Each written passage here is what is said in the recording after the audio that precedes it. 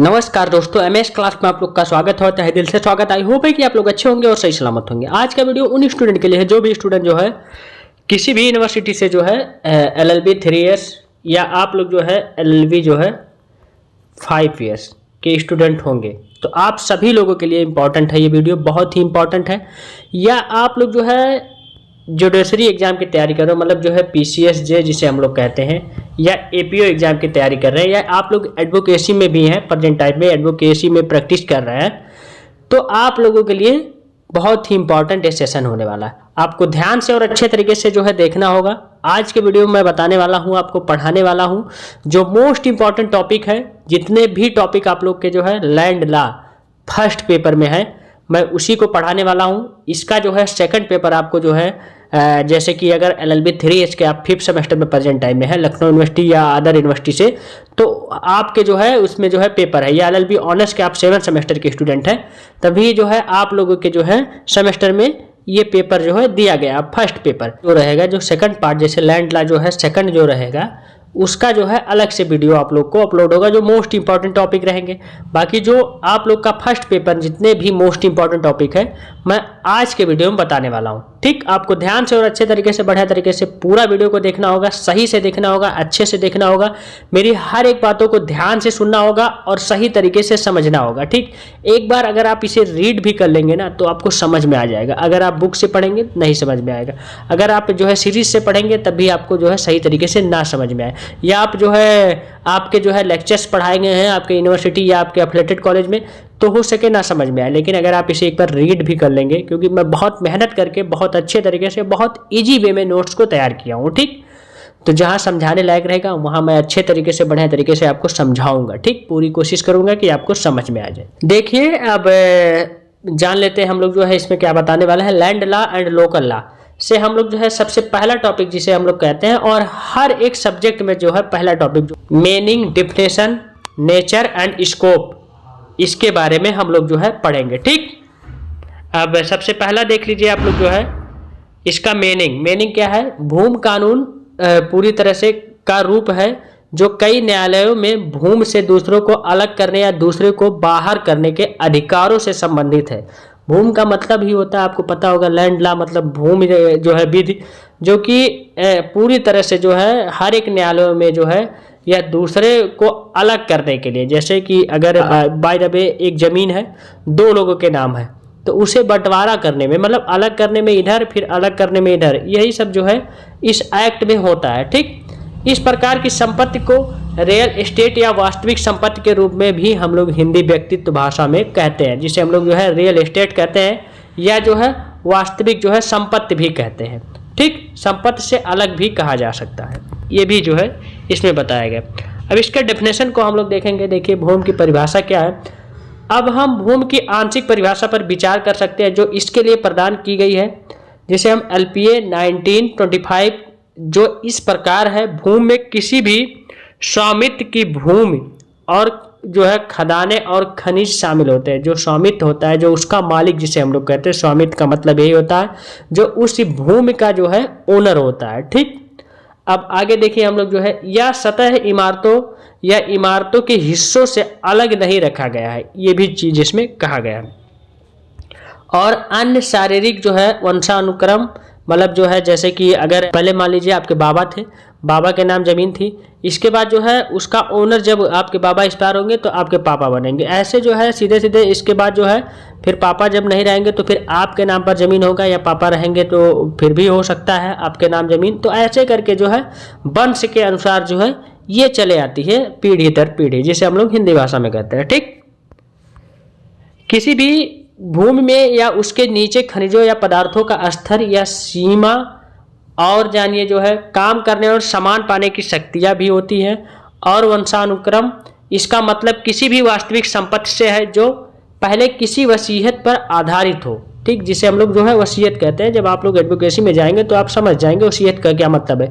यहाँ जो है बता नहीं पाऊंगा क्योंकि मेरे पास टाइम भी बहुत कम है। मुझे जो है करीबन 1 से 1.5 घंटे के अंदर आपको जो है मोस्ट इंपॉर्टेंट टॉपिक जो है ख़त्म करने हैं, नहीं तो ज़्यादा बड़ा हो जाएगा तो आपको भी बोरिंग लगेगा, अच्छा नहीं लगेगा। अब देखिए आगे, भूमि में क्या क्या शामिल हो सकता है इसकी समझ हम इसे पूरी तरह से जो है देंगे। ठीक, इसे जो है सही तरीके से एक एक पॉइंट को तोड़ करके जो है निकालेंगे। आगे इस प्रकार किसी भी कार्यकाल की भूमि, इसका मतलब वह जमीन है जो फ्री होल्ड या जो है लीज होल्ड है। हम इन पर विचार करेंगे पूरी तरह से। देखिए अध्याय 4 और जो है 5 में विस्तृत विवरण दिया गया है इसका। खान एवं खनिज जिसे हम लोग कहते हैं, इसे आमतौर पर एक पुराने लैटिन कहावत वह जो के रूप में अनुवादित माना जाता है, जिसे हम लोग जो कहते हैं वह जो लैटिन वर्ड है, ये हम कहावत भाषा में जो है लैंग्वेज में कहते हैं। जैसे आमतौर पर जमीन का मालिक है, स्वर्ग तक पहुंचने वाली हर चीज़ का मालिक है वो।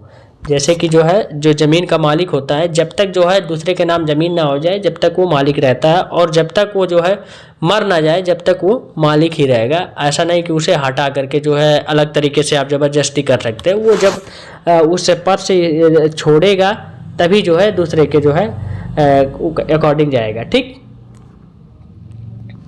पृथ्वी की गहराइयों तक जो है हालांकि यह मालिक को नहीं देता है, मतलब जो पृथ्वी की गहराई होती है वो मालिक के जो है कब्जे में नहीं रहती है। जो एक जो समतल लेवल का रहता है वो उनके जो है कब्जे में रहता है, लेकिन जो है जो पृथ्वी के नीचे का जो पार्ट है वो मालिक के कब्जे में नहीं रहता है उतना ज़्यादा। मतलब थोड़ा बहुत जो है आप गड्ढा कर सकते हैं, लेकिन अब इतना ज़्यादा नहीं पूरा जो है खोद सकते। ये चीज़ इसमें बताया गया। असीमित अधिकार अदालतों और कानून ने कुछ अपवाद निर्धारित किए। इसके लिए भूमि के नीचे कोई भी कोयला या प्राकृतिक गैस या तेल द्वारा समझा जाता है कानून जो है कौए की संपत्ति होता है। ये चीज़ इसमें कहा गया है। अब जानिए, हम लोग जानते हैं भूमि कानून का दायरा क्या होता है, स्कोप जिसे हम लोग कहते हैं। ठीक, हमने कई प्रकार के कानून देखे हैं जो व्यापक रूप से किसी न किसी रूप में भूमि और भवनों से संबंधित होते हैं। आने वाले अनुभाग में उन प्रमुख मुद्दों, समस्याओं और मामलों को समझाने का प्रयास किया जाएगा। पूरी तरह से मैं बताऊंगा। व्यापक विषय के अंतर्गत संबोधित है कि भूमि कानून का प्रमुख उद्देश्य वास्तविक संपत्ति और उससे जुड़े सामान को आगे परिभाषित किया जाएगा। ये चीज इसमें कहा गया है। ठीक, ऑब्जेक्टिव देखिए इसका जो है क्या होता है, उद्देश्य जिसे हम लोग कहते हैं। अध्याय के इस भाग को पढ़ने के बाद छात्र ये भी कह सकते हैं, ये भी जान सकते हैं, ये भी जो है अपना ओवरव्यू दे सकते हैं कि भूमि कानून के केंद्रीय विषय वास्तविक संपत्ति को इंगित करते हैं और परिभाषित भी करते हैं। ठीक, भूमि कानून के प्रमुख जो है विषय वस्तुओं का उल्लेख कीजिए। ये चीज़ इसमें कहा गया। नागरिक संहिता के संदर्भ में आपके जो है फैक्चर को भी परिभाषित कर सकते हैं, इसमें ये चीज़ कहा गया है। देखिए अब आगे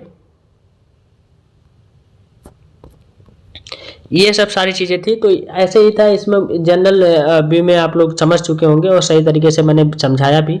अब इसके जानते हैं। देखिए उत्तर प्रदेश राजस्व संहिता 2006 का संक्षिप्त इतिहास एवं मुख्य विशेषता, ये मोस्ट इंपॉर्टेंट टॉपिक है, ये भी आपके एग्जाम में पूछे ही जाते हैं। ठीक, जिसे हम लोग कहते हैं ब्रीफ हिस्ट्री एंड जो है आपका साइलेंट फीचर ऑफ जो है उत्तर प्रदेश रेवेन्यू कोड 2006, ये जो है आपका एक्ट, ये कानून आया था। इंट्रोडक्शन इसका देखते हैं, जिसे हम लोग कहते हैं हिंदी में परिचय। उत्तर प्रदेश राजस्व संहिता 2006 मतलब 2006 उत्तर प्रदेश में लागू एक संहिता है, एक एक्ट है जो कि भूमि राजस्व कार्यकाल सुधार आज से संबंधित मामलों से निपटती है। इस अधिनियम में 16 अध्याय 234 धाराएं मतलब 234 और 4 अनुसूचियां शामिल है। ये पुराने कानूनों में प्रचलित प्रक्रियात्मक जटिलताओं मतलब जो है कठिन को जो है काम करता है पूरी तरह से जो है हार्ड वर्क से। इसने उत्तर प्रदेश जमींदारी उन्मूलन और भूमि सुधार अधिनियम 1950 1915, यूपी भूमि राजस्व अधिनियम 1901 मतलब जो है 1901 जिसे हम लोग कहते हैं 1901 और अन्य जो है 37 मतलब जो है 37 अधिनियमों को निरस्त कर दिया है जो अप्रचलित हो गए थे, पूरी तरह से जो उसे खत्म कर दिया, जो मतलब बेकार हो चुके थे, जो है लागू ही नहीं प्रेजेंट टाइम में हो रहे थे। क्योंकि नया एक्ट बनता है तो वो कानून पुराने जो है रिप्लेस किए जाते हैं, मतलब उसे खत्म कर दिए जाते हैं, इसके बाद दूसरा आ जाता है। जैसे आपको पता होगा कि आईपीसी, सीआरपीसी, सीपीसी इतना समय जो है सेक्शन जो है बदले गए हैं, थोड़ा बहुत इधर उधर किए गए हैं, सेक्शंस भी कम किए गए हैं, उसमें नए जो है एक्ट जोड़े गए, नए कानून जोड़े गए, नए लॉ आए हैं। अब आपको पता होगा, अभी जो है आप लोग धीरे धीरे जान जाएंगे उसके बारे में। और जो है समग्र रूप से पालन करने या पालन करने के लिए बहुत जटिल थे। ये नया कोड प्राकृतिक विरासतों के संरक्षण और जो है विकासात्मक गतिविधियों के लिए भूमि की मांग के बीच एक अच्छा संतुलन प्रदान करता है। इस अधिनियम को भारत के राष्ट्रपति, जिसे हम लोग प्रेसिडेंट कहते हैं, द्वारा 29 नवंबर 2012 मतलब 2012 के अधिनियम संख्या जो है 8 के रूप में जो है मंजूरी दी गई थी प्रेसिडेंट के द्वारा। कोई भी कानून बनता है, जब तक प्रेसिडेंट का जो है सिग्नेचर नहीं होता है, साइन नहीं होता, तब तक जो वो कानून जो है पूरी तरह से जो है अवेलेबल नहीं होता है। ठीक, जब तक जो है जब उनका सिग्नेचर हो जाता है, साइन हो जाता है, तब जो है जाकर के वो कानून पूरी तरह से जो है पूरे देश, पूरे जो है जिस भी देश का कानून होगा पूरे देश में लागू हो जाता है। ठीक, अब इसका हिस्ट्री देखते हैं, जिसे हम लोग जो है इतिहास कहते हैं। भू राजस्व विभाग को भूमि से संबंधित विभिन्न कानूनों के जो है कार्यान्वयन में लगातार विभिन्न समस्याओं का सामना करना पड़ा रहा था, और उस समय उत्तर प्रदेश जमींदारी उन्मूलन और भूमि सुधार अधिनियम और यूपी भूमि राजस्व अधिनियम सहित 39 मतलब 39 अधिनियम थे, लेकिन कुछ कानून या तो दूसरे के विपरीत थे या विशिष्ट क्षेत्र के लिए लागू किए जा रहे थे, और यह कानून निर्माताओं के साथ साथ राजस्व अधिकारियों के लिए भी बहुत सारी समस्याएं जो है उत्पन्न करता था। ठीक, पैदा कर रहे थे। इसलिए उत्तर प्रदेश सरकार ने सोचा कि इन सभी पुराने कानून को समाप्त कर दिया जाए। मतलब जो कठिन थे वो कानून, इसीलिए जो है उत्तर प्रदेश गवर्नमेंट ने समझा और सोचा कि उस कानून को ख़त्म करके जो है अपने जो है अलग स्टेट का जो है ये कानून लागू किया जाए और इजी वे में लागू हो, जो कि लोग उसका यूज भी सही तरीके से कर सके और उसे पढ़ भी सके और उसे समझ भी सके। ठीक, ये चीज़ था। अब आगे देखिए जो है, और अन्य सभी व्यक्तियों को जो पूरी तरह से आश्रित हैं को तत्काल न्याय मिल सके, वे अपने परिवार के साथ आजीविका के लिए कृषि और संबंधित कार्य करते हैं। इन लक्ष्यों को प्राप्त करने के लिए भी जो है उपयोग में लाया जाए।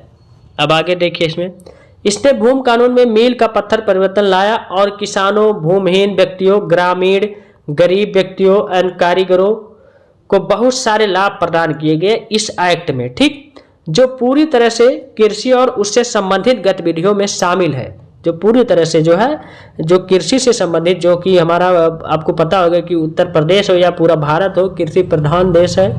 यहाँ कृषि सबसे ज़्यादा होते हैं, सबसे ज़्यादा परसेंटेज में होते हैं। बहुत से लोग जो है खेती करते हैं, उसी से अपना जो है सब कुछ जो है रोजी रोटी चला रहे हैं। तो इसी अकॉर्डिंग जो है सोचा गया कि जो है ये कानून जो है इसी स्टेट के लिए सही तरीके से बनाया जाए, उसमें जो है जो भी किसान है उनको लाभ दिया जाए। ठीक, अब आगे देखिए, राज्य सरकार भूमि धारकों के बीच विवादों की संख्या को जो है कम करने के लिए भी जो है पहल करती है। मतलब जो है अलग अलग तरीके से जो है स्कीम निकालती है, और सभी गांवों के लिए भी जो है आईएस मैपिंग की प्रक्रिया को अपनाकर प्रारंभिक चरण में प्रत्येक किराएदार का अधिकार निर्धारित किया जा सकता है। मतलब पूरी तरह से जो है राजस्व विभाग के जो है चलते जो है जो भी आपके जो है आईएस मैपिंग जो होती है, जो मैप जो निकाला जाता है, उसी के अकॉर्डिंग सब कुछ जो है तय किया जाता है। ठीक, उसके अधिकार, उसके राइट्स।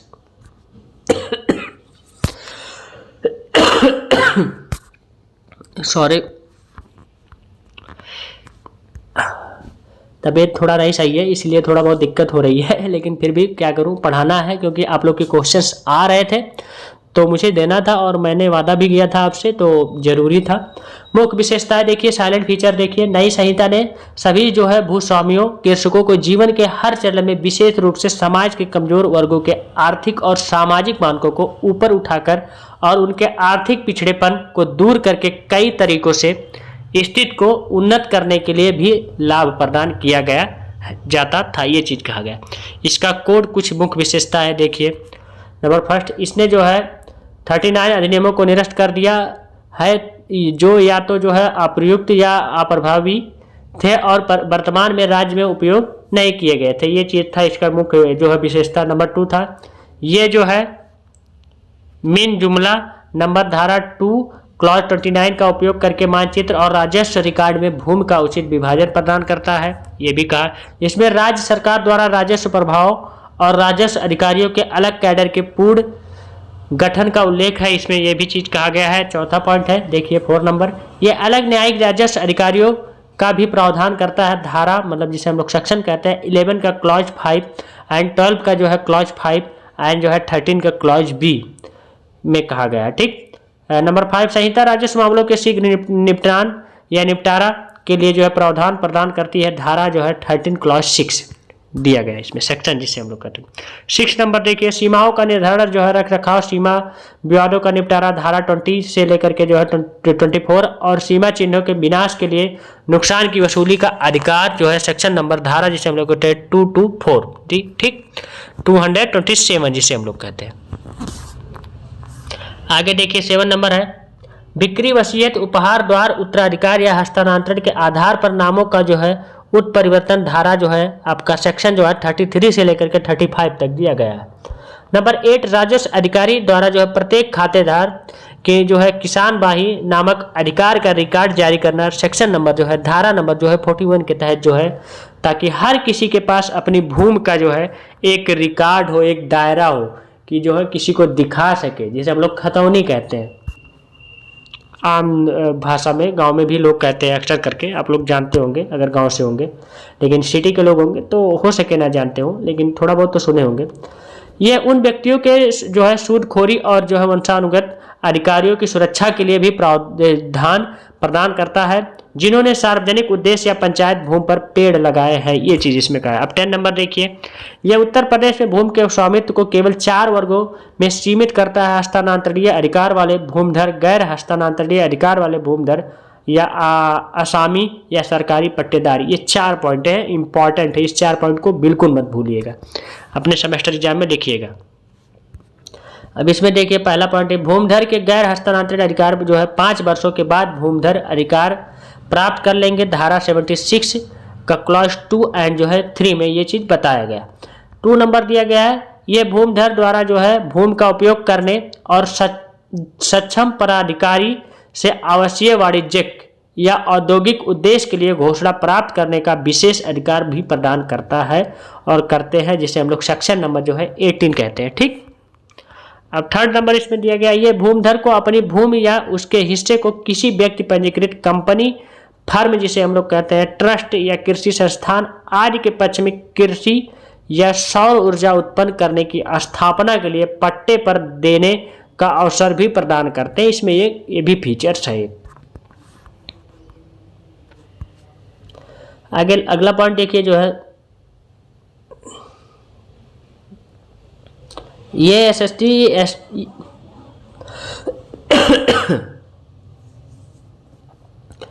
नेक्स्ट पॉइंट है 4 नंबर है, ये SC, ST, OBC and EWS के जो है पक्ष में जो है आबादी स्थलों के निपटान के लिए प्रावधान प्रदान करता है, जिनका घर यूपी राजस्व संहिता 2006 धारा 64 के लागू होने की तारीख पर मौजूद था। ठीक, जिनका घर था जब ये 2006 में ये लागू हुआ था ये कानून, ये एक्ट। नंबर 5, ये अविवाहित बेटियों के अधिकारों और उत्तराधिकारी में तीसरे जो है लिंग के मुद्दे को जो है सुरक्षा देता है, धारा जिसे हम लोग सेक्शन जो है 108 से 110 मतलब 108 से लेकर के 110 तक बताया गया। 6 नंबर, यह हत्यारों को विरासत से अयोग्य घोषित करता है, धारा जिसे सेक्शन 114 कहते हैं। नंबर 7, यह भूमि प्रबंधन सीमित जो है द्वारा कृषि पट्टा प्रदान करते हैं, समय, विधवा या शारीरिक रूप से अक्षम व्यक्ति को सशक्त बनाने का भी प्रयास करता है, सेक्शन नंबर जिसे धारा कहते हैं 10126 मतलब 126। ये ग्राम पंचायत समिति के गठन का मार्ग भी प्रशस्त करता है, ये भी इसमें कहा गया। 9 नंबर, भू राजस्व की वसूली के लिए बैंक खातों को, बैंक लाकरों को कुर्क करने की शक्ति भी देता है, सरकारी पट्टे वाली संपत्ति से संबंधित 6 माह से अधिक की फीस जमा न करने की स्थिति में बेदखली की प्रक्रिया आदि का भी प्रावधान कोड में किया गया है, ये चीज इसमें। अब निष्कर्ष इसका देखिए, यूपी राजस्व संहिता 2006 में ये विशेष, विशिष्ट और आसान प्रावधान देकर विधायकों ने राज्य में पूरी राज्य भू राजस्व और प्रबंधन प्रणाली को बदल दिया। जो वहाँ के विधायक थे अलग अलग जगह के, अलग अलग जो है डिस्ट्रिक्ट के, वो इसमें प्रबंधन, इसमें जो है एक एप्लीकेशन दे करके जो है पूरी तरह से इसमें जो है जो भी चीज़ें पहले थी वो बदलाव कर दिया गया। ठीक, यह संहिता गरीब देहाती ग्रामीणों को तत्काल घर पर न्याय दिलाने के लिए उद्देश्य लागू की गई है, जो कानून की तकनीकी सॉरी बारीकियों से परिचित नहीं है और न्याय पाने के लिए एक अदालत से दूसरी अदालत तक भटकते रहते थे। ये इसीलिए ये संहिता लागू किया गया। इससे में निष्कर्ष यही निकल के आ रहा था कि जो पहले गरीब व्यक्ति थे, जो गांव के मजदूर किसान थे, वो न्याय पाने के लिए दर दर भटकते थे। मतलब जो है यहाँ जाना, वहाँ जाना, ये करना, वो करना, इस जगह पर जाना, ये सब जो है बहुत ज़्यादा जो है दौड़ना, जो है भागना पड़ता था न्याय जो है पाने के लिए। इसीलिए इसमें ये लागू किया गया कि जो है उन्हें जो है जल्द से जल्द न्याय मिले और जो सही है वही जो उनके पक्ष में मिले। ठीक यही चीज़ के लिए जो है इसे जल्दी से लागू किया गया था और इसमें बदलाव किए गए थे। ठीक, अब नेक्स्ट टॉपिक देखिए, ग्राम सभा और ग्राम पंचायत किसे कहते हैं, ये हम लोग जानेंगे, जो कि आपके जो है लैंड लॉ में ये मोस्ट इंपॉर्टेंट टॉपिक है। इससे क्वेश्चन 110 नहीं 200% बनेंगे। ठीक, ग्राम का मुखिया, ग्राम प्रधान, सरपंच अथवा जो है मुखिया के नाम से जाना जाता है। ग्रामीण क्षेत्र के विकास में ग्राम सभा व ग्राम पंचायत महत्वपूर्ण भूमिका निभाते हैं। ग्राम स्तर पर जो है रोजगार, शिक्षा, विकास और अन्य मुद्दों पर कार्य भारत की उन्नति के लिए बेहद ही महत्वपूर्ण है, क्योंकि आज भी देश की 60% जनता ग्रामीण क्षेत्र में रहती है। मतलब 60%, 60 या 70% मान लीजिए जो है जनता अभी भी ग्रामीण क्षेत्र में ही रह रही है और खेती बाड़ी कर रही है। ठीक, ग्रामीण क्षेत्र में रहती है और देश में रोजगार के रूप में भी ग्राम क्षेत्र आगे है पूरी तरह से। जो रोजगार है भारत में ग्रामीण स्तर देश के कुल रोजगार में आज भी जो है यह 40% का योगदान देता है। इस लेख के माध्यम से आज आपको ग्राम सभा के बारे में और ग्राम पंचायत ये सब के बारे में मैं आपको बताऊं। ग्राम सभा क्या है ये जानिए, जो है इसका मतलब क्या है। ये मैं ऑलरेडी पढ़ा के रखा हूँ, लेकिन जो है इसमें मैं पढ़ाने की फिर से कोशिश कर रहा हूँ, क्योंकि ये समरी क्लासेस है। ये आपके जो है मोस्ट इंपॉर्टेंट टॉपिक के जो है फास्ट रिवीजन क्लासेस है, जो कि आपके सेमेस्टर एग्जाम में इतने ही पढ़ने से एकदम 100% जो है आपका क्लियर हो जाएगा। मैं गारंटी के साथ कहता हूँ, क्योंकि मैं इस पर रिसर्च किया हूँ काफ़ी, 1 महीने 1.5 महीने इस पर दिया हूँ, तब जाकर के निकाल पाता हूँ। बहुत मेहनत करता हूँ आप लोगों के लिए।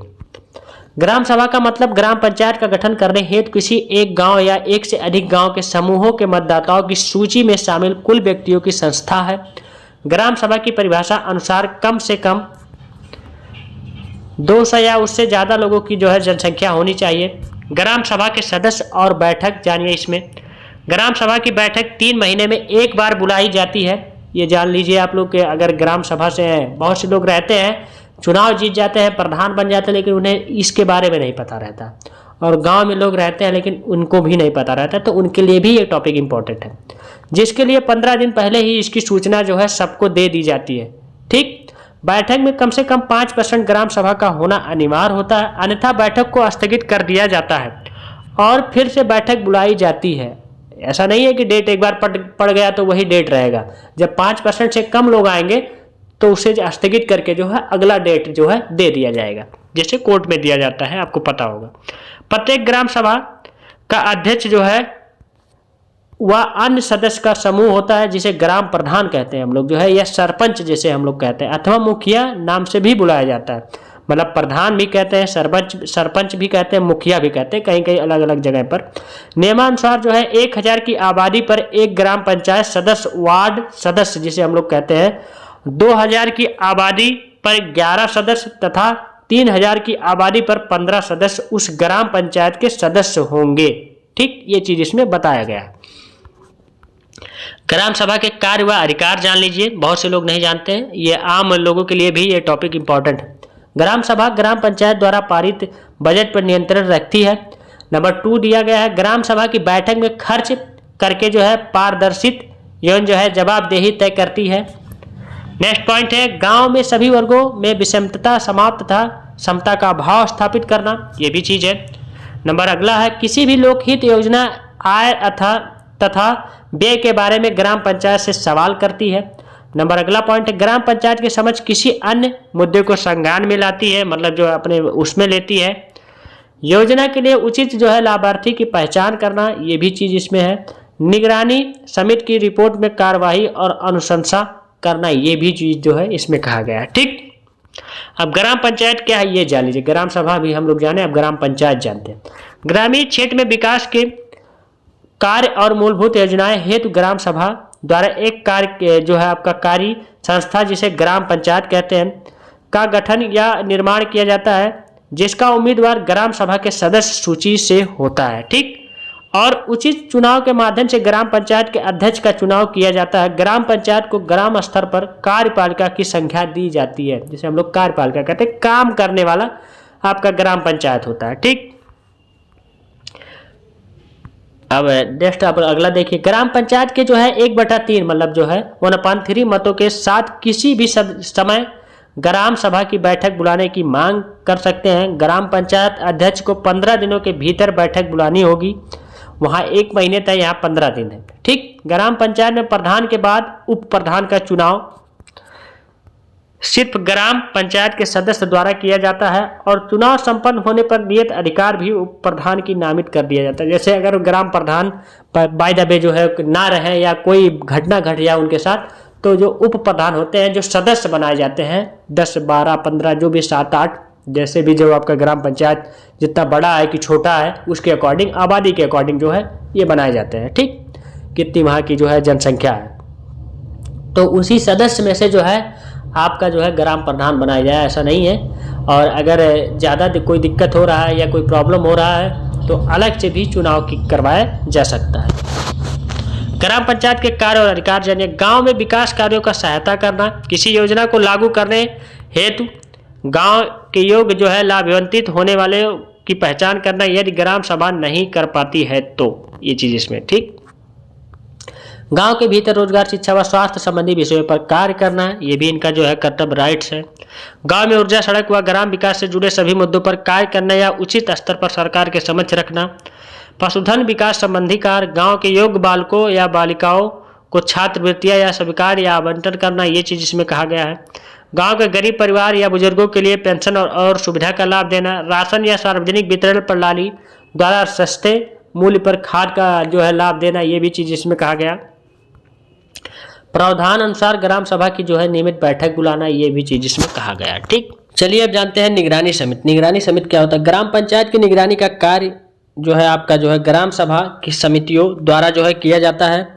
इसके लिए ग्राम सभा के ऐसे सदस्य जो ग्राम पंचायत के जो है सदस्य नहीं है, समिति द्वारा ग्राम पंचायत के कार्य पर नज़र रखते हैं और किसी भी प्रकार की अनियमितता को रोकते हैं। जो भी जो है अनियमितता मतलब ये होता है कि जो नियम के अनुसार ना हो। ठीक, यह समिति या यही समिति ग्राम सभा में अपनी रिपोर्ट प्रस्तुत करती है, जिस पर खुलकर चर्चा की जाती है। मतलब यही समिति जो है ग्राम सभा में जो है रिपोर्ट प्रस्तुत करती है और इस पे जो है खुलकर जो है चर्चा होती है, दोनों लोग सब लोगों में बात होती है, फिर उस पर कुछ सोल्यूशन निकाला जाता है। ठीक, जब कोई दिक्कत होती है।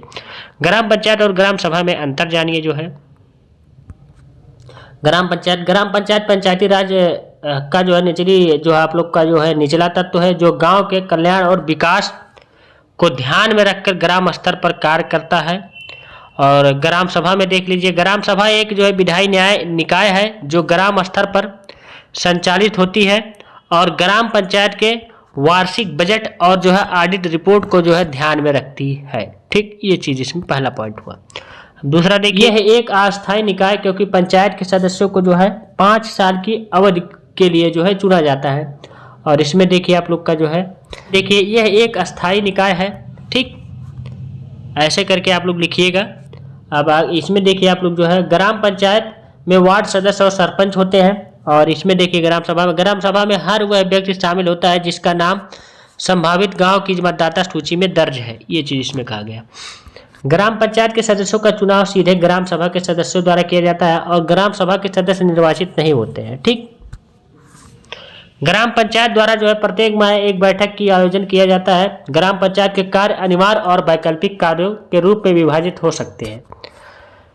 अनिवार्य कार्यों में स्वच्छता, नालियां और तालाब जैसी नागरिक भूमिकाएं शामिल होती हैं। ठीक, ग्राम सभा द्वारा लिए गए निर्णयों को किसी अन्य निकाय द्वारा जो है रद्द नहीं किया जाता है या किया जा सकता है। ऐसा करने की शक्ति केवल ग्राम सभा के पास है। ठीक, इंट्रोडक्शन देखते हैं, इसका परिचय देखते हैं। अगर आप देखते हैं जो है देखिए इसका इंट्रोडक्शन। और आपको बता दूँ वो बताने से पहले कि अगर आपको इसका PDF चाहिए या नोट्स चाहिए तो आपको मेरे ऐप पर मिल जाएगा।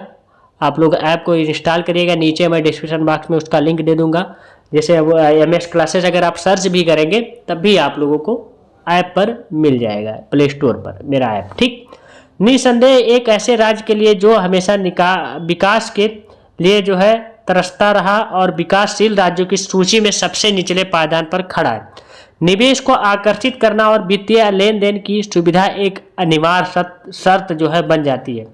उत्तर प्रदेश राज्य के लिए इस जमीनी सपने को वास्तविकता में बदलने के लिए एक सरल कृतीय राजस्व व्यवस्था और निवेश सुविधा नीति की बहुत आवश्यकता थी पूरी तरह से, जिसके परिणाम स्वरूप अंततः राज्य के समग्र विकास को बढ़ावा मिलेगा। महत्वपूर्ण बात यह है कि अधिक राजस्व सृजन के साथ सरकार को कल्याण, स्वास्थ्य, बुनियादी ढांचे, शिक्षा आदि कार्यक्रमों पर खर्च करने के लिए अधिक जो है मिलता है, जो किसी भी राज्य को समग्र विकास और समृद्धि की ओर ले जाता है, मतलब बढ़ावा की ओर ले जाता है जब उसी हिसाब से खर्चा मिलता है। ठीक,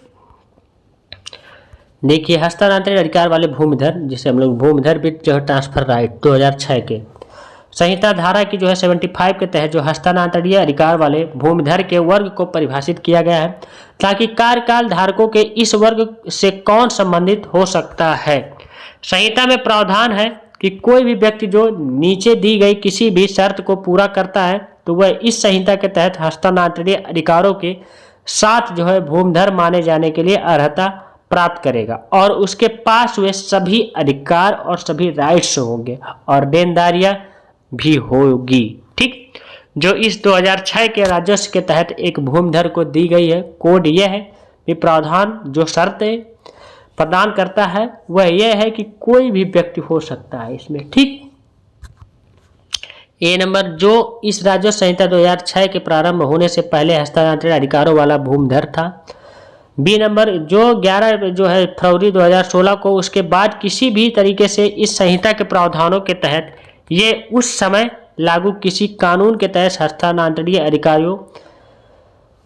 अधिकारों के साथ भूमिधर के अधिकार प्राप्त करता है, ये चीज इसमें कहा गया। अब दूसरा पॉइंट देखिए, गैर हस्तांतरित अधिकार वाले भूमिधर 2006 के सेक्शन नंबर जो है धारा नंबर जो है 76 के तहत गैर हस्तांतरणीय अधिकार वाले भूमिधर के वर्ग को परिभाषित किया गया है, ताकि कार्यकाल धारकों के इस वर्ग से कौन संबंधित हो सकता है, कौन नहीं हो सकता है, इसके बारे में पता चल सके। ठीक, संहिता में प्रावधान है कि कोई भी व्यक्ति जो नीचे दी गई किसी भी शर्त को पूरा करता है तो वह इस संहिता के तहत गैर हस्तांतरणीय अधिकारों के साथ भूमिधर माने जाने के लिए अर्हता प्राप्त करेगा और उसके पास वे सभी अधिकार और दायित्व भी होंगे जो इसके तहत एक भूमिधर को दिए जाते हैं। 2006 राजस्व संहिता का ये प्रावधान जो शर्तें प्रदान करता है, जानिए।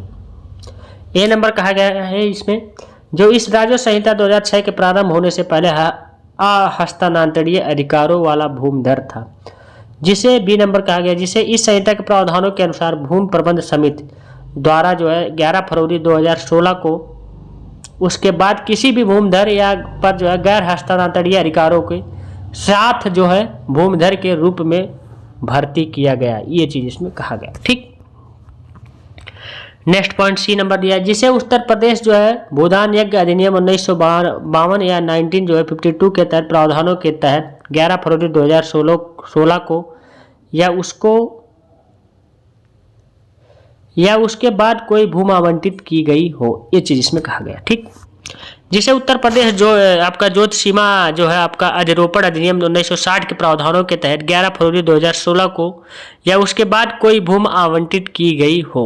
ई नंबर, 11 फरवरी 2016 से पहले आसमी या आसामी जिसे हम लोग कहते हैं, जिसके पास 2006 संहिता की धारा 77 मतलब 77 के तहत सामान्य उपयोग की भूमि के अंतर्गत नहीं आने वाली भूमि, ये चीज इसमें कहा गया। ठीक,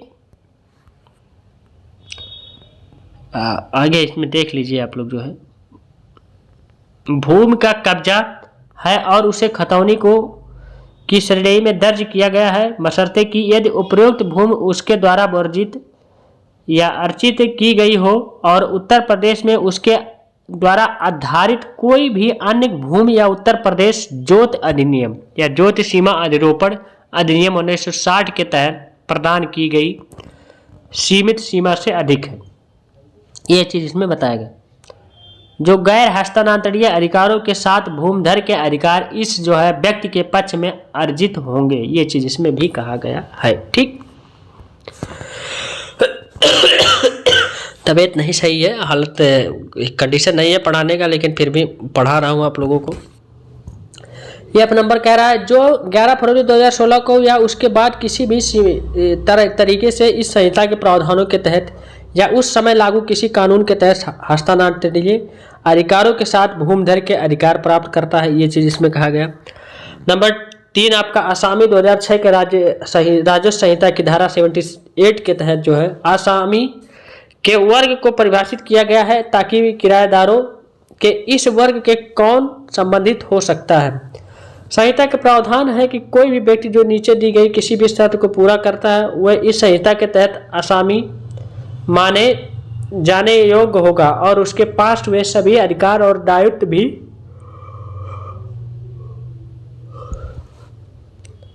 भी होंगे जो इस 2006 की राजस्व संहिता के तहत ये भूमिधर को दिए जाए रहे हैं। ठीक, यह प्रावधान जो शर्तें प्रदान करता है वह जो है यह है कि कोई भी व्यक्ति, जानिए जो है आगे, गैर हस्तांतरणीय पहला पॉइंट है, अधिकारों वाले जो है भूमिधर के शीर्ष के तहत इस असाइनमेंट के भाग 2 के खंड ई के अधीन जो इस राजस्व संहिता 2006 के प्रारंभ होने से ठीक पहले एक आसामी था, ये चीज इसमें कहा गया। बी नंबर, जिसे इस संहिता के प्रावधानों के अनुसार भूमि प्रबंधन या प्रबंधक समिति जो है द्वारा जो है 11 फरवरी 2016 को या उसके बाद किसी भी भूमिधर या भूमि पर आसामी के रूप में भर्ती किया गया है, ये चीज भी इसमें कहा गया है। ठीक, जिसे इस संहिता के प्रावधानों के तहत या उसके जो अनुसार किसी भूमि के जो है भूमिधर द्वारा 11 फरवरी 2016 को या उसके बाद पट्टेदार के रूप में भर्ती किया गया था, ये चीज इसमें कहा गया। ठीक, ये 2, 3, 4 पॉइंट है जो किसी भी तरह से इस कोड के प्रावधानों के तहत या उस समय लागू किसी भी कानून के तहत आसामी के अधिकार प्राप्त करता है। इसमें कुछ समझाने की बात नहीं है, सिर्फ एक बार समझना है आपको, बस रीड करना। गवर्नमेंट लीज जिसे हम लोग कहते हैं सरकारी पट्टेदार 2006 के तहत जो है राजस्व संहिता की धारा 147 के तहत सरकारी पट्टेदारों के वर्ग को परिभाषित किया गया है, ताकि कार्यकाल धारकों के इस वर्ग से कौन संबंधित हो सकता है। प्रावधान यह प्रदान करता है कि प्रत्येक व्यक्ति जो राज्य सरकार से पट्टे पर जो है भूमि रखता है, चाहे ऐसा पट्टा इस संहिता के प्रारंभ होने की तारीख से पहले या बाद में दिया गया हो, ऐसी भूमि के संबंध में सरकारी पट्टेदार कहा जाएगा। ठीक, महत्वपूर्ण बात यह है कि सरकारी पट्टेदार की भूमि रखने की शक्ति पट्टा समझौते की शर्तें अनुसार होगी, ये चीज इसमें भी कहा गया। अब अगला पॉइंट, अगला जो है आपका टॉपिक है, उत्तर प्रदेश भू राजस्व संहिता 2006 के तहत खातेदारी धारक की बेदखली। देखिए, एडजस्टमेंट ऑफ जो है tenure holder under the UP land revenue code 2006। हस्तांतरणीय अधिकार वाले भूमिधर पहला पॉइंट है, राजस्व संहिता 2006 की धारा 130 के तहत प्रावधान की हस्तांतरणीय अधिकार वाले भूमिधर को केवल 2006 के राजस्व संहिता के प्रावधान के अनुसार ही बेदखल किया जा सकता है। धारा 130 के तहत या इस विशिष्ट प्रावधान के अलावा इस संहिता के तहत कुछ संबंधित प्रावधान भी भूमिधर को हस्तांतरणीय अधिकारों के साथ बेदखल करने का प्रावधान करते हैं। ठीक, प्रथम दृष्टया हस्तांतरणीय अधिकारों के साथ भूमिधर की बेदखली का विश्लेषण करते समय हम धारा 130 के तहत अलावा कुछ प्रावधानों को भी ध्यान में रखना चाहिए। 130 के बाद भी और कुछ प्रावधान जो भी सेक्शंस हैं, जो भी धाराएं, उसको भी ध्यान में रखकर ही चलना होगा। ठीक, उत्तर प्रदेश जोत सीमा अधिनियम देखिए, अधिरोपण 1960 के अनुसार ऋषि भूमि जोत के मामले में 5 एकड़ की अधिकतम सीमा प्रदान की गई है। विशेष रूप से 2006 के राजस्व संहिता की धारा 89 क्लॉज 2 में भूमिधर की इस श्रेणी के हिस्से पर भूमि के हस्तांतरण पर इस तरह के प्रतिबंध का विवरण दिया गया है, ये भी चीज इसमें कहा गया है। ठीक, ये समझा जाना चाहिए कि एक व्यक्ति व्यक्तिगत जो है भूमिधर, जो एक व्यक्तिगत जो है भूमिधर होता है 12.5 एकड़ से अधिक भूमि पर कब्जा नहीं कर सकता है। ठीक, जो भी व्यक्ति होगा, भूमि का अधिक हिस्सा राज्य सरकार में निहित होगा। 2006 के तहत जो है संहिता की धारा 104 के प्रावधान है कि इस संहिता के प्रावधानों के उल्लंघन में, ठीक, भूमिधर या किसी आसामी द्वारा जो है किया गया प्रत्येक पट्टा या किसी भी होल्डिंग या उसके हिस्से में ब्याज का हस्तांतरण शून्य होगा। यह ध्यान दिया जाना चाहिए कि यदि हस्तांतरणीय अधिकार वाली कोई भी भूमिधर धारा 89 क्लॉज 2 के शासनादेश के विरुद्ध भूमि हस्तांतरणीय कर रहा है, जो ऐसा हस्तांतरणीय धारा 104 के तहत जो है शून्य होगा। ठीक, ये चीज इसमें बताया गया। महत्वपूर्ण रूप अब जानिए महत्वपूर्ण रूप से जो है 2006 राजस्व संहिता की धारा 105 उस भूमि के हस्तांतरण के परिणामों को प्रावधान करता है जिसे धारा 104 के तहत शून्य घोषित किया जा रहा है। खंड 2 के तहत यह प्रावधान प्रदान करता है कि धारा 104 के तहत संदर्भित भूमि या राज्य सरकार के अधीन निहित है। ठीक, इसके बाद कलेक्टर इस भूमि पर जो है अपने अधिकार का प्रयोग करते हुए ऐसी भूमि या संपत्ति पर कब्जा करने वाले किसी भी व्यक्ति या इसमें सभी वर्गों के किराएदार और जो है अतिचारी शामिल है जो उस भूमि से बेदखल है करने का निर्देश दे सकता है। ये भी चीज इसमें कहा गया। पॉइंट देखिए, इसके बाद उदाहरण के लिए भूमिधर वर्ग को हस्तांतरण अधिकारों के साथ बेदखल करने के लिए उपरोक्त प्रावधानों को ध्यान में रखते हुए उत्तर प्रदेश राजस्व संहिता 2006 की धारा 130 या धारा 89 के क्लास 2 या धारा 104 और धारा 105 के क्लास 2 और उत्तर प्रदेश जोत आपका सीमा अधिरोपण अधिनियम 1960 को अत्यंत हस्तांतरणीय अधिकारों के साथ भूमिधर को बेदखली का प्रावधान करने के लिए एक साथ पढ़ा जाना चाहिए। ये चीज इसमें कहा गया है। ठीक, गैर हस्तांतरणीय अधिकारों के साथ भूमिधर, हस्तांतरणीय अधिकारों के साथ भूमिधर की तरह जो है 2006 के तहत जो है संहिता की धारा 130 गैर हस्तांतरण अधिकारों के साथ भूमिधर की बेदखली का प्रावधान करती है। ठीक, यह प्रावधान विशेष रूप से कहता है कि गैर हस्तांतरण अधिकारों वाले भूमिधर को केवल 2006 के तहत संहिता के प्रावधान के अनुसार ही बेदखल किया जा सकता है। ठीक, धारा 130 के तहत विशिष्ट प्रावधान के अलावा इस संहिता के तहत कुछ संबंधित प्रावधान भी भूमिधर को गैर हस्तांतरण अधिकारों के साथ बेदखल करने का प्रावधान करते हैं। ठीक, प्रथम दृष्टया हस्तांतरणीय अधिकारों के साथ भूमिधर की बेदखली का विश्लेषण करते समय हमें धारा 130 के तहत अलावा कुछ प्रावधान या प्रावधानों को भी ध्यान में रखना होगा। ठीक,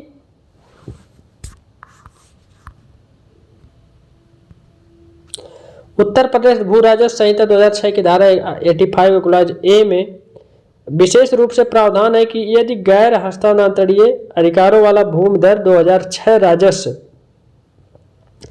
संहिता की धारा 79 क्लॉज जो है 2 के तहत विशेष कब्जे के अधिकार के उल्लंघन में अपनी हिस्सेदारी का उपयोग करता है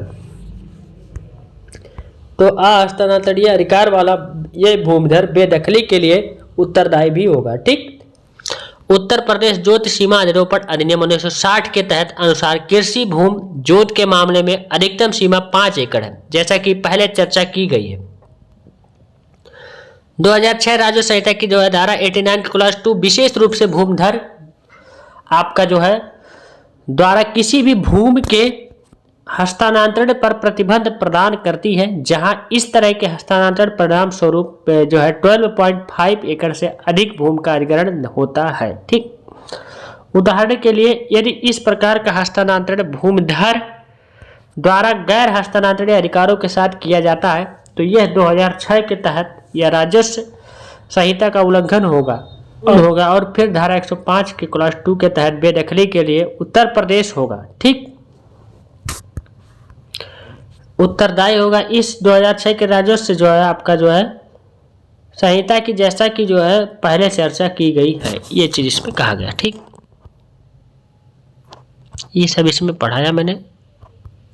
अब राजस्व संहिता 2006 की धारा 82 के क्लास 2C जिसे हम लोग कहते हैं अनुसार यदि भूमि अनुबंध या पट्टे के आधार पर किसी भी व्यक्ति भूमिधर के अलावा लेकिन आसमी शामिल हो सकता है, ठीक, के कब्जे में, और उदाहरण के लिए यदि अवधि ऐसे पट्टे या अनुबंध इस 2006 के तहत जो है राजस्व संहिता के प्रावधानों से असंगत है तो ऐसी होल्डिंग को अमान्य घोषित किया जा सकता है। ठीक, यह है कि उक्त आसमी या असामी पर जो है 1 वर्ष से अधिक समय से किराया बकाया था और वह भी अनुस्मारक नोटिस के 30 दिन बाद भी उसका भुगतान करने में विफल रहे। ठीक, ये चीज इसमें कहा गया।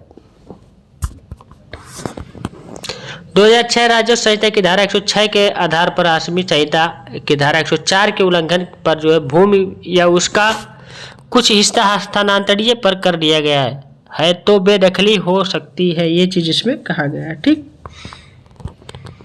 इसमें कुछ पढ़ना नहीं है तो मैं पढ़ा दिया। और सरकारी पट्टेदार भी ये आपका गवर्नमेंट जो है आपका बढ़ा दिया। 2006 के धारा 149 के तहत सरकारी पट्टेदार की बेदखली विशेष रूप से प्रदान की जाती है, जैसा कि जो है पहले ही जो है कहा जा चुका है कि संहिता की धारा 140 के तहत जो है परिभाषित सरकारी पट्टेदार वह है जो प्रत्येक व्यक्ति जो राजस्व सरकार या जो है राज्य सरकार के जो है पट्टे पर भूमि रखता है, चाहे ऐसा जो है पट्टा शुरू होने की तारीख से पहले या बाद में दिया गया हो, ये चीज इसमें कहा गया। 11 फरवरी 2016 को संदर्भित इस संहिता के सरकारी पट्टेदार की बेदखली निम्नलिखित आधारों पर की जा सकती है।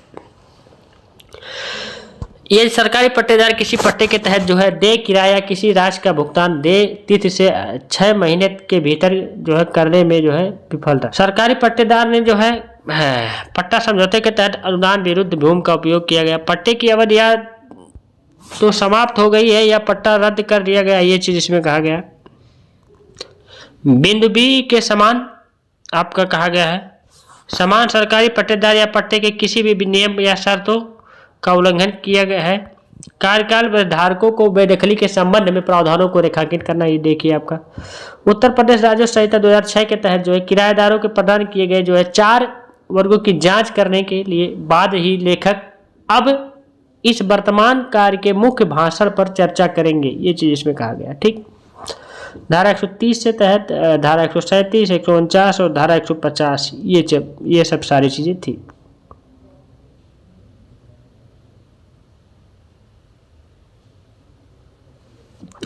महत्वपूर्ण रूप से यह प्रावधान यह ध्यान में रखना चाहिए कि जो है कार्यकाल धारकों की बेदखली के प्रावधान केवल कोड के हैं। ठीक, चलिए अब इसमें जानते हैं हम लोग जो है इसमें मोस्ट इंपॉर्टेंट टॉपिक ये भी है जो इसे हम लोग कहते हैं लीज, जिसे हम लोग हिंदी में कहते हैं पट्टा। ठीक, अब हम लोग इसे देखेंगे। अब देखिए इसमें जो है पट्टा क्या होता है। पट्टा एक महत्वपूर्ण दस्तावेज है जो किसी विशेष संपत्ति के स्वामित्व के बारे में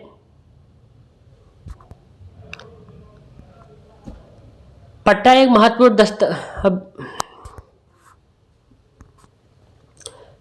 महत्वपूर्ण दस्तावेज है जो किसी विशेष संपत्ति के स्वामित्व के बारे में बताता है। यह उस व्यक्ति के बारे में बताता है जिसके पास संपत्ति का अधिकार है।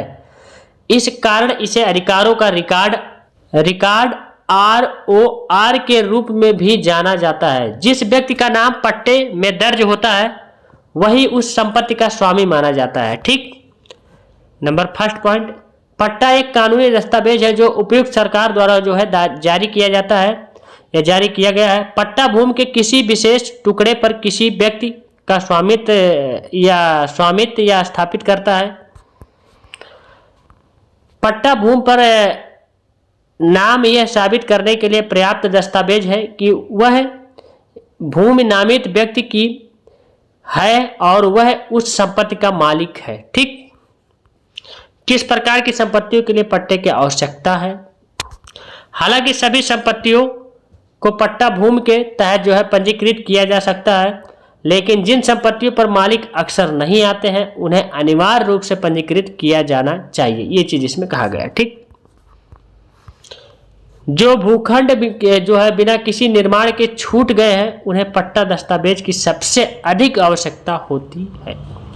जिन भावनाओं या किसी अन्य संपत्ति का निर्माण किया गया है वे भी जो है पट्टा भूमि पंजीकरण प्राप्त कर सकते हैं। ये चीज इसमें कहा गया है।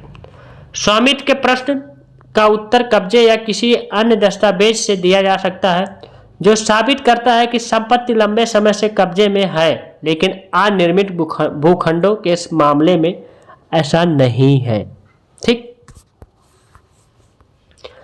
पट्टा भूमि के तहत जो है अपना नाम कैसे पंजीकृत करें, ये चीज इसमें कहा गया है। एक पट्टा उस विशेष क्षेत्र के तहसीलदार द्वारा पंजीकृत किया जाता है। नंबर दूसरा पॉइंट है, अगला नेक्स्ट पॉइंट है, पट्टे के तहत अपना नाम दर्ज कराने के लिए आपको तहसीलदार को एक आवेदन देना होगा और उनसे आपका नाम दर्ज कराने का अनुरोध करना होगा। ये चीज इसमें कहा गया है। ठीक, नेक्स्ट पॉइंट आप लोग का है, वह आवेदन की जांच करने के बाद या जो आवेदन स्वीकार कर सकता है या इसे अस्वीकार कर सकता है, ये भी चीज इसमें कहा गया है।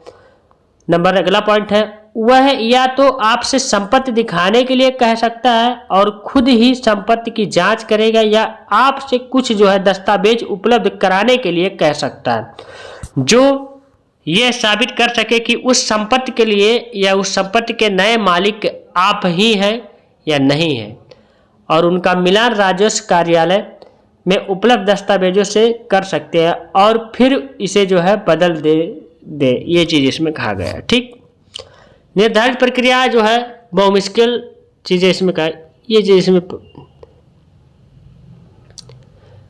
निर्धारित प्रक्रिया बहुमुश्किल या बामुश्किल,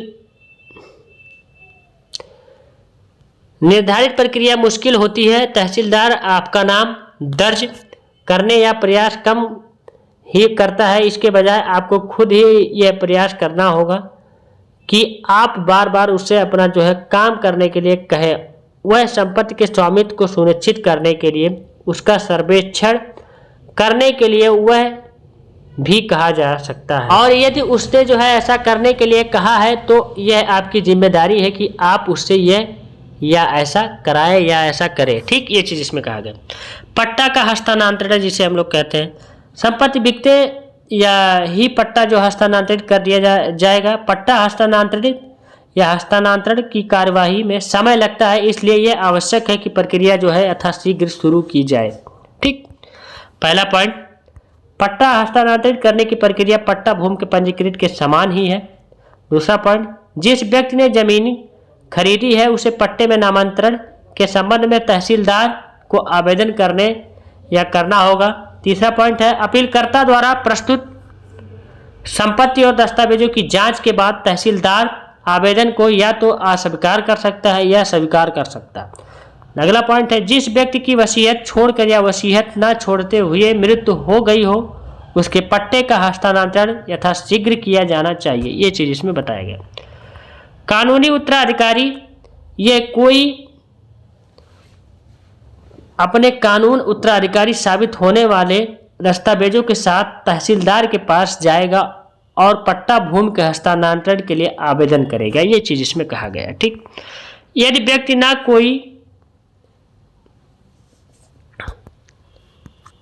व्यक्ति ने कोई वसीयत छोड़ी है तो जिन लोगों को वसीयत के तहत वह संपत्ति आवंटित की गई है उसे पट्टा या उन्हें पट्टा भूमि के तहत अपना नाम दर्ज कराने के लिए जल्द से जल्द तहसीलदार से संपर्क करना होगा।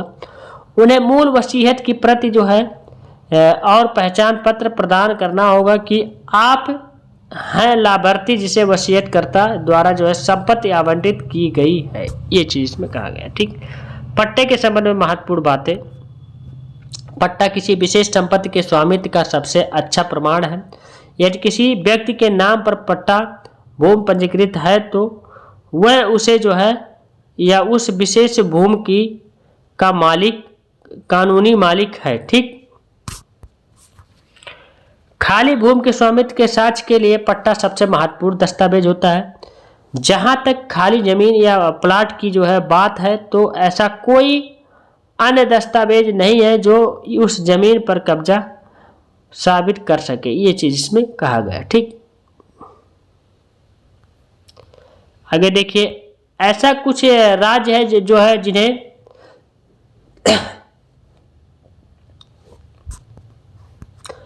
ऐसे कुछ राज्य जिन्होंने ऑनलाइन पट्टा पंजीकरण शुरू कर दिया है। कर्नाटक ऑनलाइन पंजीकृत प्रक्रिया शुरू करने वाला पहला राज्य है। अगला पॉइंट है, राज्य सरकारें खरीदारों के लिए जो है प्रक्रिया को आसान और सुविधाजनक बनाने की कोशिश कर रही है ताकि उन्हें पट्टा भूमि के तहत अपना नाम दर्ज कराने के लिए तहसीलदार के पास न जाना पड़े। ये चीज इसमें कहा गया। ठीक, पट्टा भूमि के हस्तांतरण के लिए खरीदार या लाभार्थी को जो शुल्क देना पड़ता है वह अलग अलग राज्यों में अलग अलग होता है।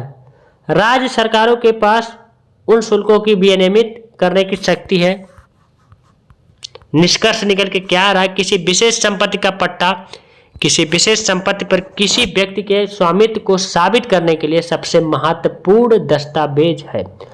किसी विशेष संपत्ति के पट्टे के तहत जो नाम दर्ज होता है वही उस संपत्ति का मालिक माना जाता है। राज्य सरकारें जो है पट्टा के तहत आवेदन करने वाला या करने और अपना नाम पंजीकृत करने या कराने की इस व्यक्ति या व्यस्त प्रक्रिया को आवेदकों के लिए यथासंभव आरामदायक और सुविधाजनक बनाने की पूरी कोशिश कर रही है। ये चीज इसमें बताया गया। ठीक, ये टॉपिक हो गया खत्म। राजस्व न्यायालय और जो है राजस्व प्राधिकरण के बारे में हम लोग जानते हैं। ठीक, revenue court and revenue authority के बारे में। ठीक, ये भी इंपॉर्टेंट टॉपिक है, परिचय इसका जानिए। भारत के प्रत्येक जिले में विभिन्न प्रकार की अधीनस्थ या निचली अदालतें हैं। पूरे देश में अधीनस्थ न्यायालयों की संरचना और संचालन बहुत सुसंगत है। न्यायालयों के नाम उनके कार्यों और के तरह जो है दर्शाते हैं। सिविल अदालतें, फौजदारी अदालतें और राजस्व अदालतें, ऐसे 3 प्रकार की अदालतें हैं। यह अदालतें क्रम से दीवानी, फौजदारी या राजस्व मामलों पर जो है विचार करती हैं। भारत में राजस्व न्यायालय, राजस्व अदालत या अदालतें राज्य में भूमि राजस्व के मामलों का निपटारा करती है। राजस्व बोर्ड जिले का सर्वोच्च राजस्व न्यायालय है। इसके बाद आयुक्त, कलेक्टर, तहसीलदार और सहायक तहसीलदार के न्यायालय आते हैं। ठीक, राजस्व बोर्ड निचली जो है राजस्व अदालतों से अंतिम अपील सुनने का प्रभारी है। लक्ष्य भूमि राजस्व संबंधित सभी मुद्दों के साथ जो है कृषि भूमि सीमाओं और किराएदारों या किराएदारी को प्रभावित करने वाले मुद्दों का समाधान करना है। ठीक, यहाँ उपलब्ध या उल्लिखित मुकदमों में कई राज्यों में उत्तराधिकार, भूमि हस्तांतरण या जोत का विभाजन, सीमाओं का सीमांकन, ये चीज इसमें कहा गया। अतिक्रमण हटाना या अतिक्रमियों को बेदखल करना और घोषणात्मक मुकदमे विशेष रूप से उत्तर प्रदेश में शामिल है। ठीक, किसी भी मामले में ऐसे मुकदमे सिविल अदालतों के अधिकार क्षेत्र में नहीं आते हैं। विभिन्न प्रकार की राजस्व अदालतें यहाँ नीचे दी गई है। पहला पॉइंट है देखिए आपका राजस्व मंडल, दूसरा है आपका आयुक्त न्यायालय, तीसरा है आपका कलेक्टर न्यायालय, चौथा है आपका तहसीलदार न्यायालय। ठीक, पूरे देश में अधीनस्थ न्यायपालिका के न्यायिक अधिकारियों में एक समान पदनाम लाया गया है। अब पहला पॉइंट है इसमें, सिविल पक्ष में जिला या अतिरिक्त जिला न्यायाधीश, सिविल जज सीनियर डिवीजन और सिविल जज जूनियर डिवीजन, ये भी चीज इसमें कहा गया। दूसरा पॉइंट कहा गया है आपराधिक पक्ष में न्याय शस्त्र न्यायाधीश, अतिरिक्त शस्त्र न्यायाधीश, मुख्य न्यायिक मजिस्ट्रेट और न्यायिक मजिस्ट्रेट सभी राज्य सरकार, केंद्र शासित प्रदेश प्रशासनों द्वारा इनसे या इनमें से किसी भी श्रेणी के समकक्ष संकेत देकर मौजूदा पदों पर बनाए गए हैं। ये चीज इसमें कहा गया है। ठीक, भारतीय संविधान के अनुच्छेद 235 के तहत अधीनस्थ न्यायिक सेवा के सदस्यों पर प्रशासनिक नियंत्रण संबंधित उच्च न्यायालय में निहित है। इसके अलावा उपयुक्त नामित व्यक्ति को सौंपी गई शक्तियों के निष्पादन में राज्य सरकार संविधान के अनुच्छेद या आर्टिकल 233 और 234 के साथ पढ़े हुए अनुच्छेद 309 के तहत संबंध में अधिकार क्षेत्र का उपयोग करने वाले उच्च न्यायालयों के परामर्श में से नियम और विनियम बनाएगी। ये चीज इसमें कहा गया है। ठीक, राजस्व न्यायालय का गठन, राजस्व न्यायालयों का गठन एक राज्य से दूसरे राज्य में भिन्न भिन्न होता है। राजस्व न्यायालयों की सामान्य संरचना को यह सूचीबद्ध किया गया है कि बोर्ड के सदस्य प्रशासनिक और न्यायिक दोनों, पहला पॉइंट है। ठीक, इस बोर्ड में आमतौर पर एक अध्यक्ष होता है और अन्य सदस्यों को राज्य सरकार द्वारा चुना जाता है। इस बोर्ड का मुख्य कर्तव्य स्वभाव, अपील या संशोधन से जुड़े मामलों में जांच करना या देखना, ये चीज इसमें जो है इसका काम है। इसके अलावा अलग अलग राज्य कोड में प्रदान किए गए अन्य सभी मुद्दे राज्य सरकार के पर्यवेक्षण, निर्देश और नियंत्रण के अधीन भी हैं। ये चीज भी इसमें कहा गया है। ठीक, अगला पॉइंट है आयुक्त, अतिरिक्त आयुक्त के बारे में कहा गया है। इसमें भी आप लोग जो है देख लीजिए। आप लोग प्रत्येक मंडल में राज्य सरकार द्वारा नामित एक आयुक्त होगा। राज्य सरकार द्वारा एक या अधिक संभागों में एक या अधिक अतिरिक्त आयुक्तों की नियुक्ति की जा सकती है। ये चीज इसमें कहा गया है। कलेक्टर या अतिरिक्त कलेक्टर राजस्व प्रशासन के प्रभारी व्यक्ति को कलेक्टर के रूप में जाना जाता है। परिणाम स्वरूप राज्य सरकार को प्रत्येक जिले में एक आयुक्त, साथ ही एक या अधिक जिलों में एक या अधिक अतिरिक्त आयुक्त नियुक्त करना होगा। ये चीज इसमें कहा गया। ठीक, सहायक कलेक्टर राज्य सरकार प्रथम और द्वितीय श्रेणी से या के जो है आपका जो है सहायक कलेक्टरों के पदों के लिए जितने लोगों को उपयुक्त समझती है उन्हें नियुक्त करने की क्षमता भी रखती है। ये चीज इसमें कहा गया है। ठीक, अगला देखिए, इसके अलावा जो है यदि आवश्यक है तो राज्य सरकार एक जिले में एक या अधिक तहसीलों के लिए अतिरिक्त उप विभागीय अधिकारों के रूप में सेवा करने के लिए सहायक है। ये चीज में कहा गया। ठीक, और आगे मुख्य राजस्व अधिकारी होते हैं, ये भी इनका काम होता है। निपटान अधिकारी और सहायक निपटान अधिकारी भी होते हैं। इसमें भी आप एक दो लाइनें लिख दीजिएगा। रिकॉर्ड अधिकारी और सहायक रिकॉर्ड अधिकारी भी होते हैं। इसका स्क्रीनशॉट ले लीजिए, आप लोग लिख लीजिएगा। ठीक, तहसीलदार और तहसीलदार न्यायिक होते हैं, ये भी होते हैं। इनका भी जो काम होता है, जिसे हम लोग मजिस्ट्रेट के रूप में भी जाना जाता है। ठीक, ये भी लिख लीजिए आप लोग। नायब तहसीलदार होते हैं, जिसे हम लोग जो है आप लोग इसका भी स्क्रीनशॉट ले लीजिए। राज्य सरकार को ये अधिकार है कि वह प्रत्येक जिले में जितने उचित समझे और नायब तहसीलदार नियुक्त कर सकते हैं। ये भी चीज इसमें कहा गया। भारत में राजस्व न्यायालयों की शक्तियां जानिए।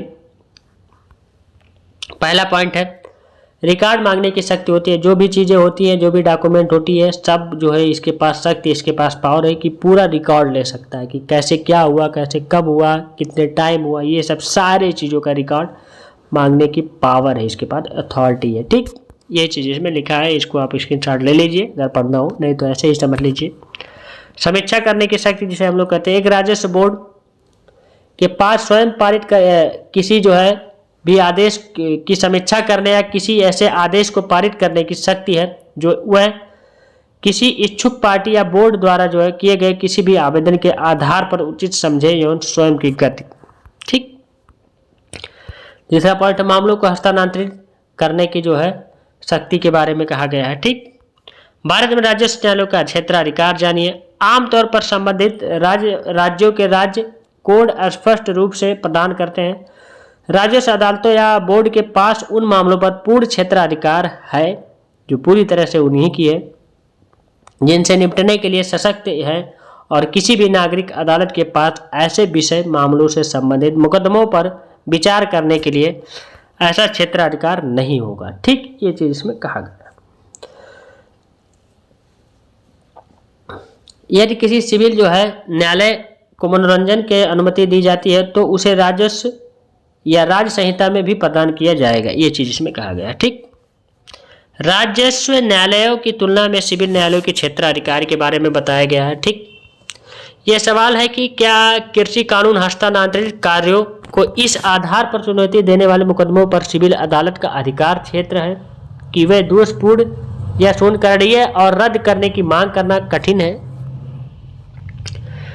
यूपी चकबंदी अधिनियम 1954 की धारा 49 वास्तविक या और रचनात्मक दोनों तरह से न्यायिक निर्णय और सिविल कर या राजस्व अदालत के क्षेत्राधिकार हो सकता है या होना चाहिए, ये भी चीज इसमें कहा गया, पर रोक से संबंधित है। यदि कोई दबाव या कोई दावा चकबंदी कार्रवाई के दौरान किया जा सकता है, लेकिन ऐसा नहीं किया गया तो उसके बाद इसे सिविल कोर्ट संहिता या सहित किसी भी अदालत में नहीं उठाया जा सकता, ये भी जान लीजिए। जहां कोई राजस्व न्यायालय प्रक्रिया के उन मामलों में किसी राज्य संहिता के प्रावधानों द्वारा शासित होता है। ठीक, शासित होता है, जहां उन पर जो है लागू कोई विशेष अधिनियम मौन नहीं है। राज्य सरकार आधिकारिक राजपत्र में अधिसूचना द्वारा जो है घोषित कर सकती है। उन पर प्रावधानों के किसी आपके जो है में भी जो है हिस्से को स्पष्ट रूप से बनाया गया है। ठीक, ये चीज इसमें कहा गया है। राज्य संहिता द्वारा जो है लागू नियम उन अदालतों पर लागू नहीं होंगे या केवल ऐसे संशोधनों के साथ उन पर लागू होंगे जो राज्य सरकार निर्धारित कर सकती है। ये भी चीज इसमें कहा गया। राजस्व न्यायालय का अर्थ है कृषि प्रयोजनों के लिए उपयोग किए जाने वाली भूमि के किराए, राजस्व या मुनाफे से संबंधित मुकदमों या कार्रवाई की सुनवाई के लिए मूल क्षेत्राधिकारी वाला एक न्यायालय, जैसा कि जो है पहले भी उल्लेख किया गया है, लेकिन मूल क्षेत्राधिकार वाला सिविल न्यायालय नहीं है। ऐसे मुकदमों या जो है कार्रवाइयों को सिविल वाद या कार्रवाइयों के रूप में आजमाए। ये चीज इसमें कहा गया है। ठीक, राजस्व न्यायालय में अपील कैसे होती कैसे नहीं होती, ये भी आप लोग जो है देख लीजिए। राजस्व न्यायालय में अपील को समझने के लिए भारत में उच्चतम और निम्नतम राजस्व न्यायालयों की जानना आवश्यकता होती है। ठीक, इसमें देखिए आप लोगों के जो है आते हैं कुछ लोग, इसके आप लोग इसके चार्ट लेके पढ़ लीजिएगा, इसमें कुछ उतना नहीं है खास। अब भारत में राजस्व न्यायालयों और उनके जो है कामकाज की राज्य परिवार जो है सूची देखिए। अलग अलग राजस्व अदालतों के राज्यवार सूची और उनके संबंधित पहलुओं पर जो है ये विस्तार से चर्चा कीजिए।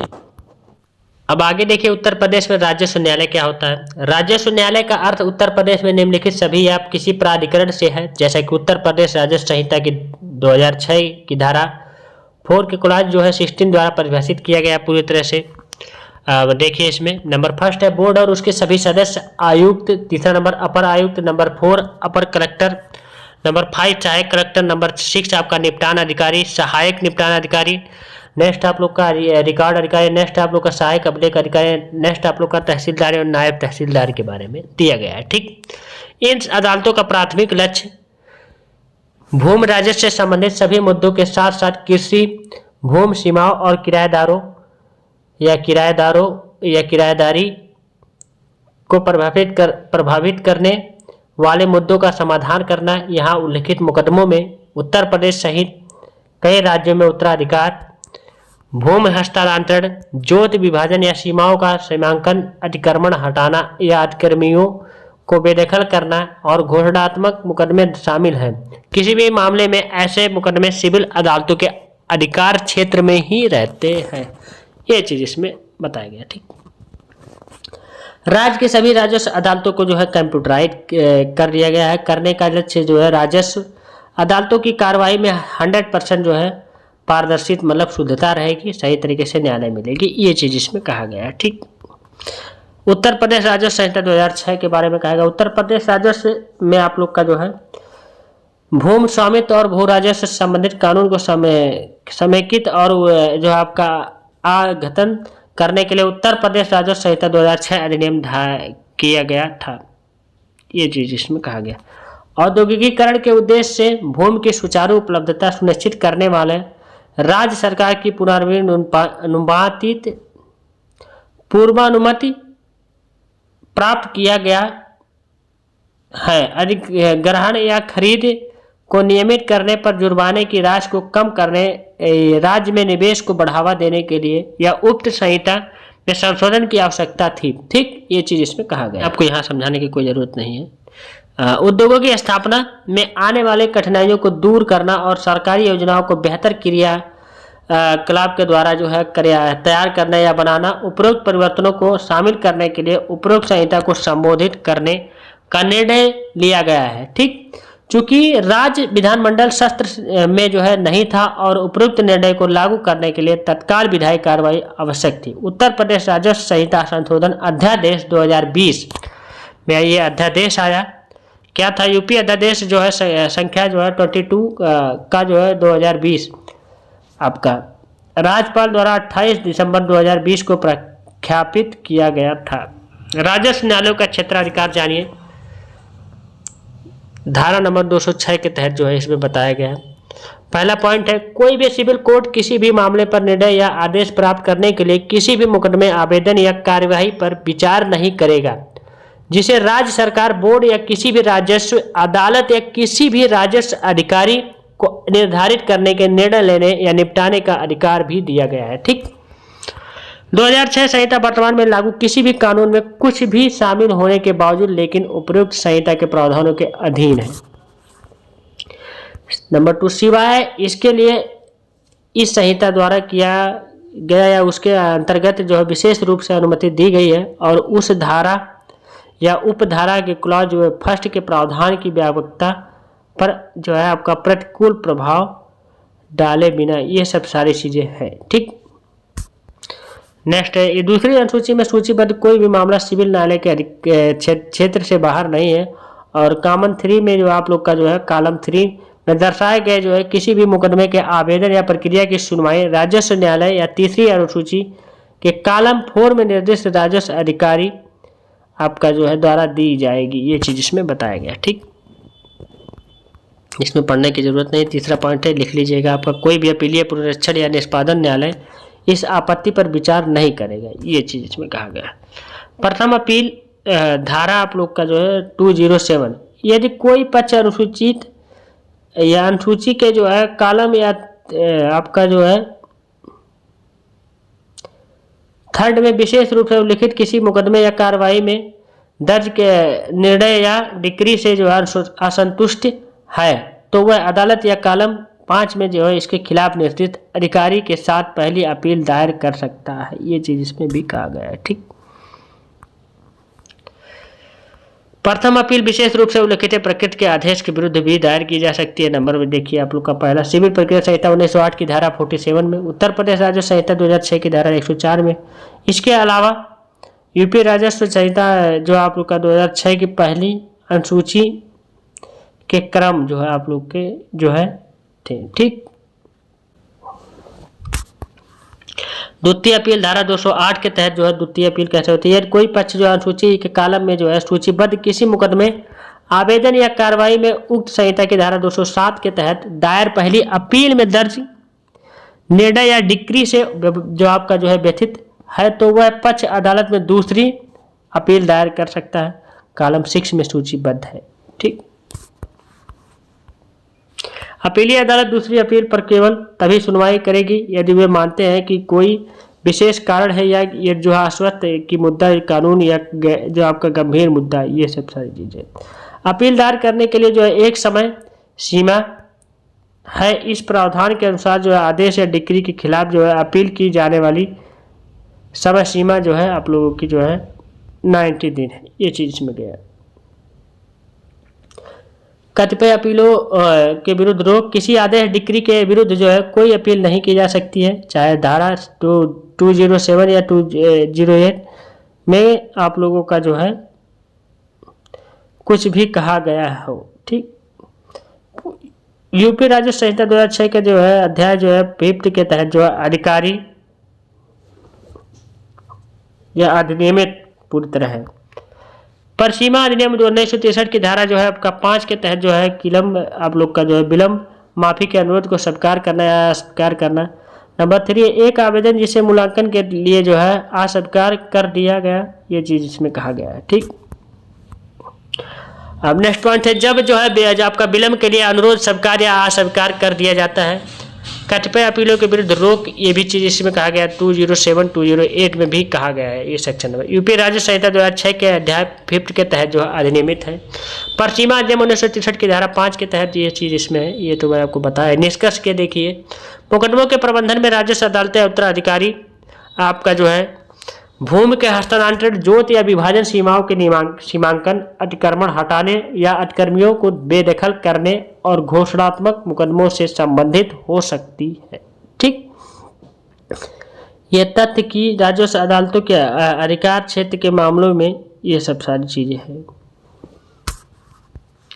सिविल अदालतों के अधिकार क्षेत्र से बाहर रखा गया है और अपने आप में बहुत ही कहता है कि भू राजस्व से संबंधित मामलों को संभालने की जिम्मेदारी और विस्तार से कृषि भूमि के जो है किराया। पहला पॉइंट, इसमें राजस्व न्यायालय दी गई जिम्मेदारियों को सफलतापूर्वक निष्पादित कर सकते हैं क्योंकि केवल जो है विशिष्ट मामलों में निपट रहे हैं, ये चीज इसमें कहा गया है। अपील या जो है जब अपील के मामलों की बात आती है तो राजस्व अदालतें जो है अपने कार्यों का निष्पादित करने अन्य अदालतों विशेष रूप से जो है उच्च न्यायालयों का बोझ जो है कम कर देगी। ये सब सारी चीज़ें थी। तो अब मोस्ट इंपॉर्टेंट टॉपिक जो आप लोग के लैंड लास्ट से और लोकल लास्ट से थे वो ख़त्म हो चुके हैं। बाकी और कोई टॉपिक चाहिए जो आपको अच्छा लगे, बढ़िया लग रहा हो और आपको समझ में भी आ रहा हो तो वो टॉपिक सेंड करिएगा, मैं वो टॉपिक की वीडियो अलग से बना दूंगा। ठीक, तो आज का वीडियो ये तक था आपका। तो thank you, tata, take care, bye bye, best of luck. हम लोग मिलेंगे नेक्स्ट वीडियो में नेक्स्ट पार्ट के साथ और ज़रूर जो है बताइएगा